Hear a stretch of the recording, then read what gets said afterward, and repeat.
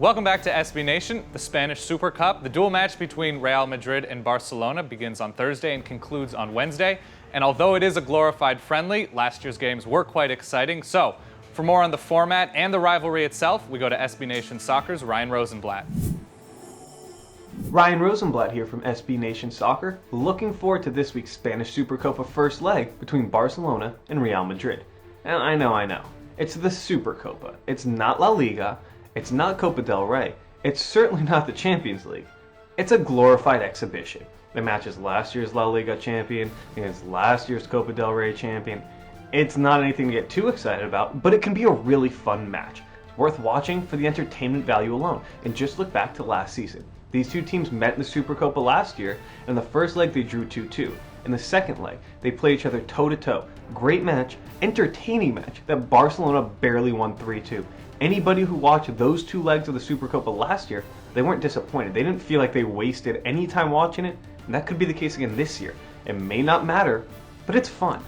And it's a chance to look at two teams that, well, they're going to go toe-to-toe for La Liga again, just like they did last year. Real Madrid just edged out Barcelona last year to win the league title. This year, well, it's back up for grabs. Barcelona is really hoping that health kind of carries them through. That's their big change. They added Alex Song, yes, but that's the only change of note that they have made. Besides that, it's about getting Carlos Puyol healthy. He's back after missing some time last year. He's been kind of banged up the last couple years, so whether or not he could stay healthy for a whole season, that's worth watching, but anytime you get Piqué and Puyol back in the middle, it's a much better Barcelona team.